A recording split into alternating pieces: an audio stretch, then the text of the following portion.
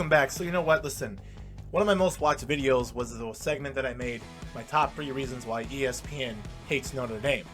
Now, that was one of my favorite videos because I felt like I expressed some good facts in that video, and I felt like I finally burst a bubble because you don't ever see that on YouTube, why ESPN has such bias towards other teams and such disbias towards certain teams as Notre Dame, or even sometimes anyone else that a fan feels like that they hate. But being a fan, as I am, you feel a little biased towards your team, and that you feel everyone's up against you. But with Notre Dame, other people would agree with me. And then again, I gave you my top 3 reasons why I think ESPN hated Notre Dame, and I believe that 2 of them were facts. Now, some of my friends have told me, some of my followers have told me that they disagree with me, that ESPN does not hate Notre Dame, and that you can't say that, and that why would they put them on TV with on their road games, and even when they're on the ACC network, which is owned by ESPN, if they hate them, because it's all about money. Okay, I mean, it's all about money. It's about making money. Now, I did a follow-up video about why I think ESPN hates Notre Dame and why they're hated by them so much, and I got more facts that I wrote down that I've seen and I've heard over the last 35 years from watching Notre Dame football. More than half my life, I've loved Notre Dame. I've watched them, and I've heard things, and I've seen things, and it's there. And it's like every diehard Notre Dame fan, even the diehard alumni that gone there, and would tell you that they agree with me. Certain companies like ESPN hates Notre Dame, and I will get into the follow-up right now, and I will jump right into it now. There is a lot of underlying criticism if you listen to some of these Notre Dame games on ESPN. Chris Fowler, Kirk Herbstreit, I think it's Herbstreit or Herbstreit, I don't know what the hell his name is. I think it's Chris Herbstreit, or Kirk Herbstreit, excuse me, I pronounced his name wrong. I butchered that.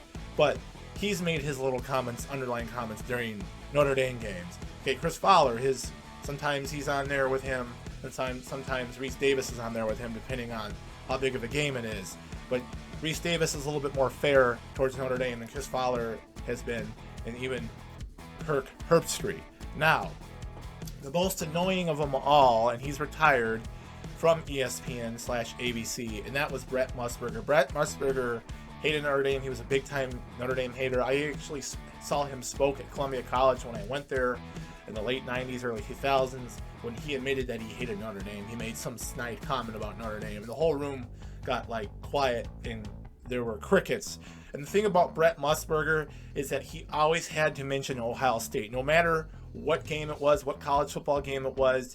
He always had to somehow make Ohio State relevant. And I'll give you a perfect example. It was 2005, I believe. It could have been 2005 or 2006. Notre Dame had played against the Tennessee Volunteers. Tennessee Volunteers were a mediocre team at the time, but they had a really good defense, and they were stopping people, and their defense was very athletic, and it was one of the most athletic defense Notre Dame had played up until that time during that year, back in 05 or 06. And I remember listening to Brett Musburger make this comment about this is no Ohio State defense. This isn't the Buckeyes, that you're playing against. This is a far less superior defense, and I believe that was against Tennessee. And I just said, I was down in my basement with my dad. He came over and watched the game, and I said, "Did you hear what Brett Musburger said?" And my dad goes, "Absolutely, he's an asshole. I heard what he said. He's always been that way."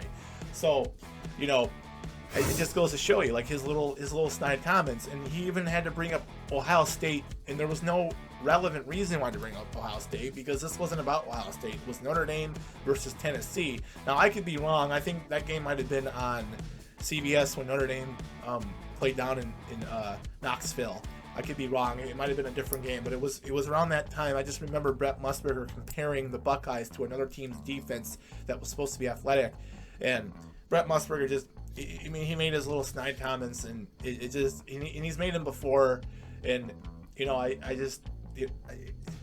don't even listen to him after that. I was like, I'm done with him.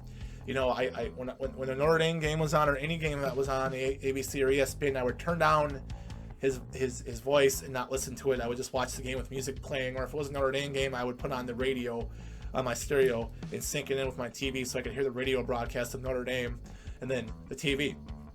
Now that's pretty much the underlying criticism and comments that you've heard from these anchors who were employed by ESPN. And then another one, and God bless his soul, and that was Keith Jackson. Whoa, Nelly, we've got a Petrie game here today. Now I probably butchered his impression, but he was another one that just, when you could just tell when he did a Notre Dame game, when Notre Dame was successful and Notre Dame was doing well, you could just tell in his voice that he was not excited. But when it was the USC Trojans of Los Angeles, he was extremely happy because he was a huge Southern Cal fan, and he even made his little underlying comments over the years. So it goes to show you that there's some facts there. And I'm not the only one that mentioned this, and I never said anything about it because I didn't want people to think I was crazy and say, like, why would you think that? But actually, other Notre Dame fans have said the same thing about Brent Musburger and Keith Jackson, oh Nelly, and Chris Fowler and Kirk Herbstreit. And you know what? I've always had a little respect towards Reese Davis. Reese Davis has been a little bit more respectful towards Notre Dame, so I won't butcher him during this show.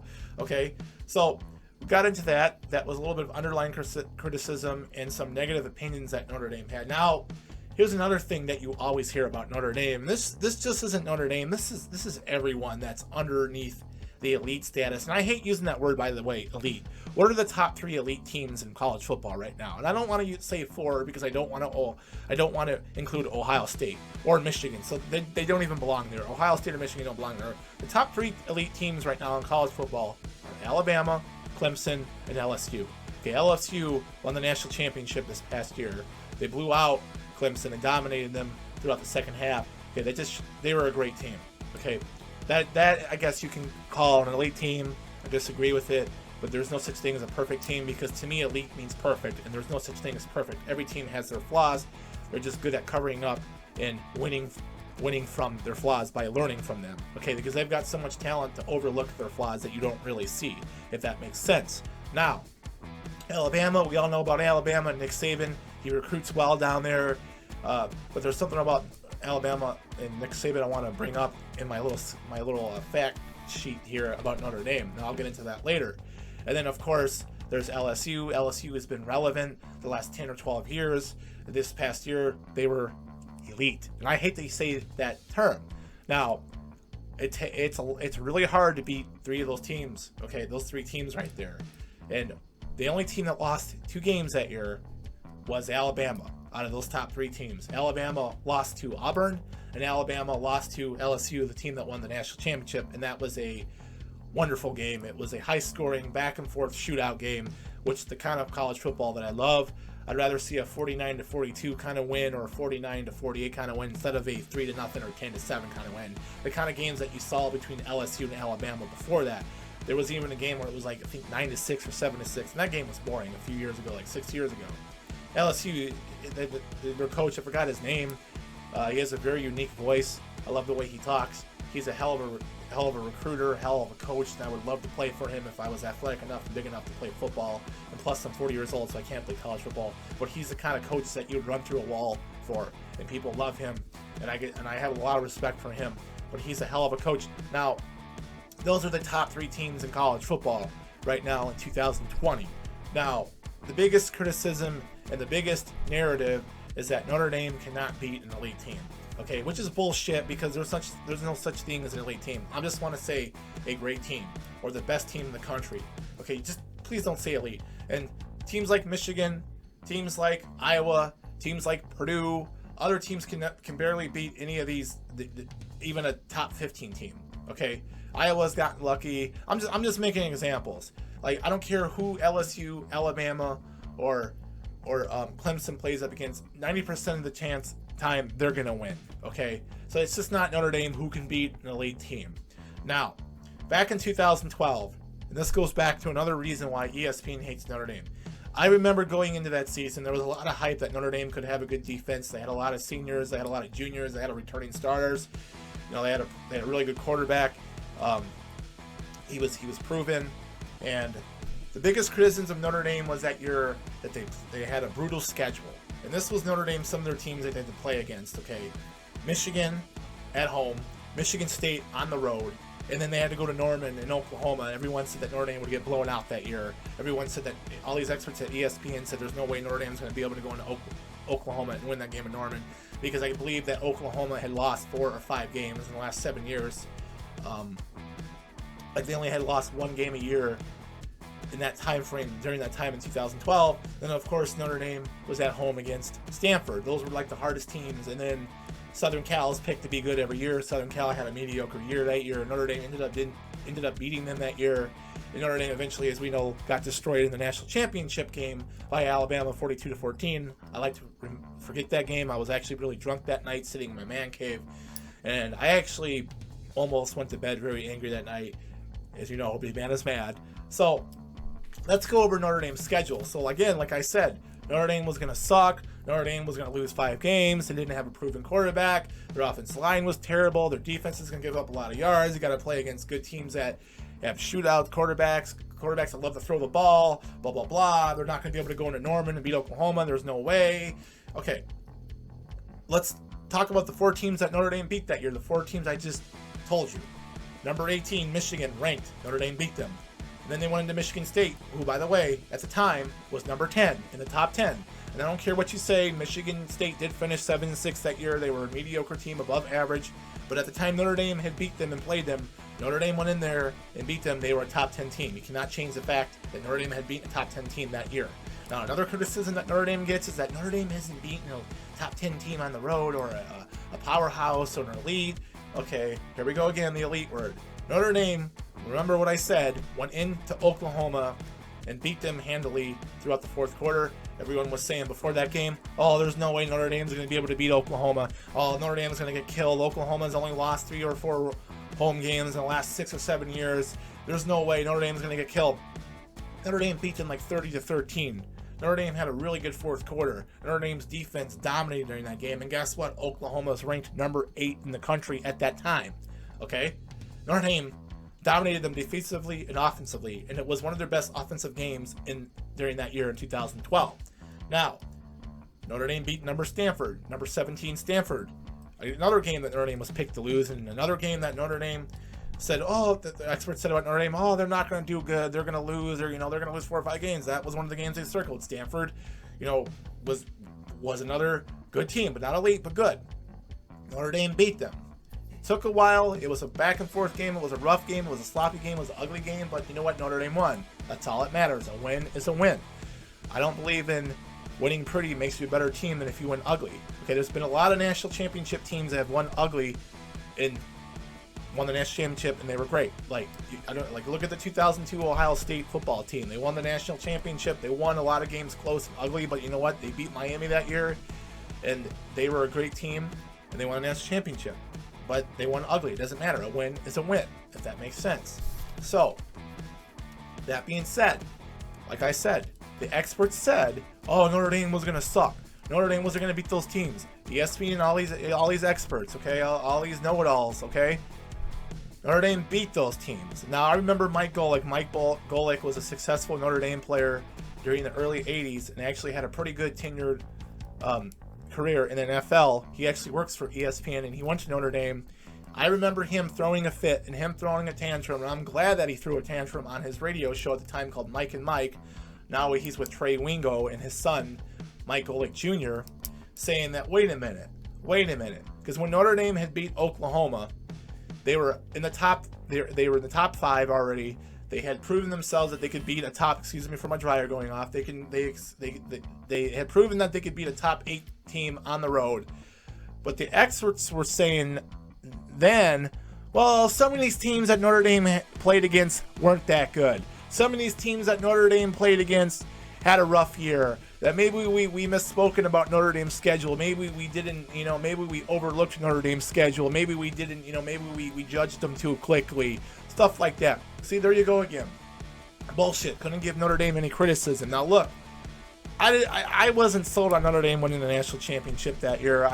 They like I said, they had a lot of games that year. They just did not look good. They looked lethargic against Pittsburgh. Even that game against Stanford, a couple other games, they didn't look crisp. Okay, and they went into the national title game and got blown out by Alabama. I mean, I even was afraid of the national championship game. I knew that Notre Dame was probably going to lose. I didn't think it was going to lose the way that they did. Okay, because Alabama is a powerhouse, and they're and that's almost 10 years ago. It just shows you how great they are. Okay, So Notre Dame has been proven to go on the road in a top 10 team environment, especially in Norman, Oklahoma, which is a very difficult place to win, and beat them. Okay, now back to the Notre Dame elite status, where Notre Dame cannot compete or beat an elite team. Now these games I'm going to give you where Notre Dame had lost, but they competed with them. Okay, 2014 against Florida State at Florida State. I remember that game because I was at a Halloween party, and Notre Dame was in that game throughout the whole game. There was a really bad penalty held against them in the fourth quarter. Notre Dame had lost to Florida State 31-27. Florida State only lost one game that year, and that was in the Rose Bowl against Oregon. They got blown out like 59-20. But that was a year Florida State had came off their national title game championship and won. Florida State had a great team that year. They were considered an elite team. Okay, there we go, the elite team. Notre Dame had only lost to them by 4 points. Okay, so I don't want to hear that Notre Dame can't compete with elite teams. That was back in 2014, 6 years ago. That's relevant time frame. That's close. That's not like 20 or 30 years ago. That's in the last 6 years. I consider that recent. Now, a year later, Notre Dame in a hurricane. I forgot which hurricane it was, but it was in 2015. They played in a monsoon rainstorm. Now, that game was very close too. Notre Dame had a chance to win that, but they had made some dumb penalties and dumb mistakes, and they ended up losing that game to Clemson, who was a top 5 team at that time. I believe. I could be wrong.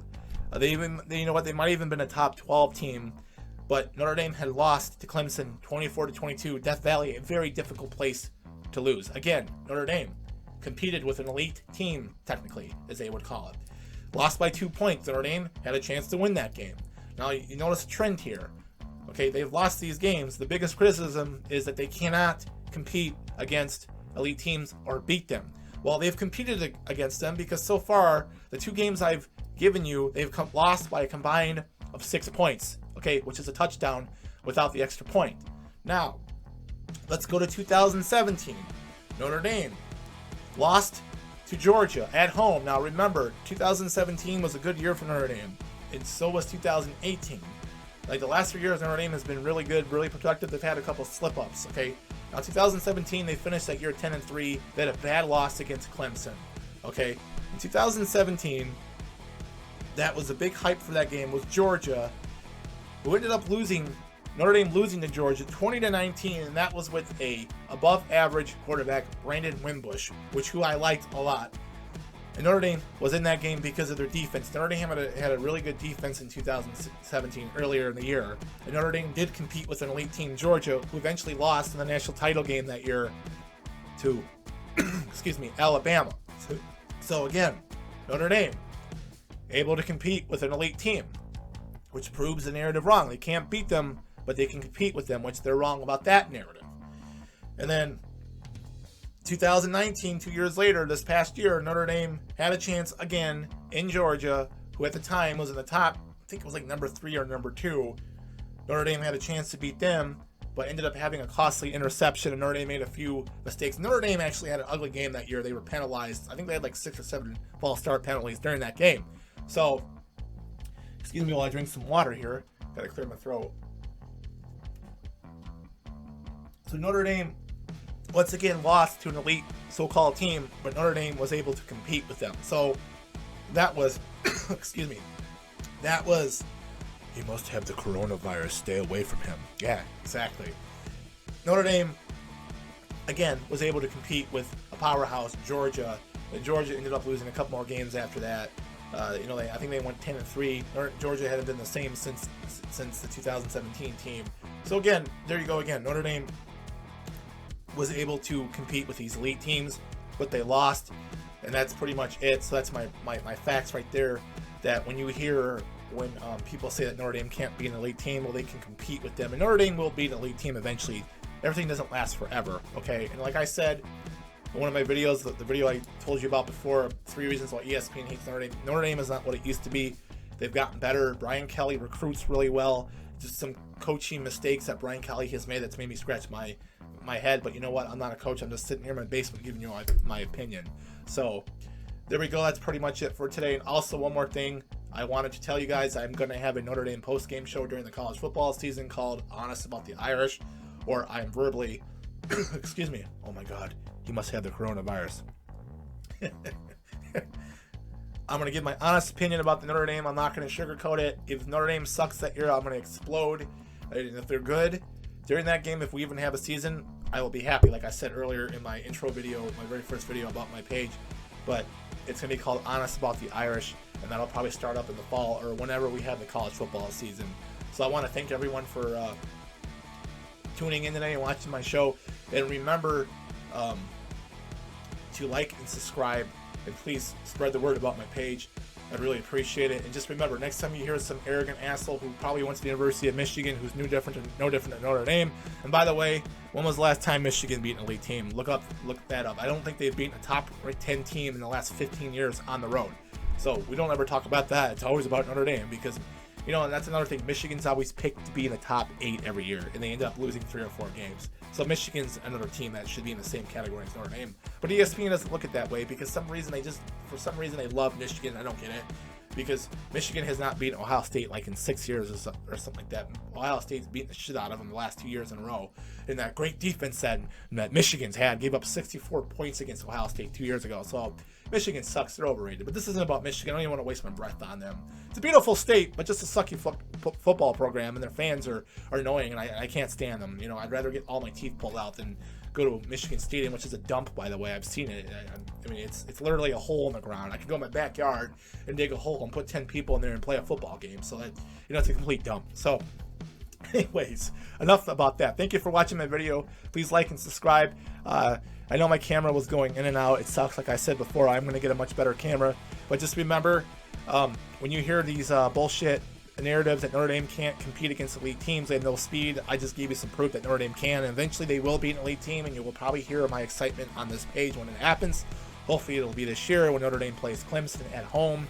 I'm sure if Notre Dame does beat Clemson at home this year and Clemson's undefeated, they'll make up some excuse, well, Clemson wasn't that good, Clemson had some injuries, blah blah blah. I'm tired of fucking hearing it. Give Notre Dame some credit. Okay, Notre Dame will win an elite game, and hopefully this year it's a good Clemson. Like I said, it's in late November, so hopefully the weather will be cold, there'll be snow on the ground, and hopefully we even have a college football season. It's too soon to tell. But everyone, thank you so much. Like and subscribe my page. God bless, stay safe, and peace out.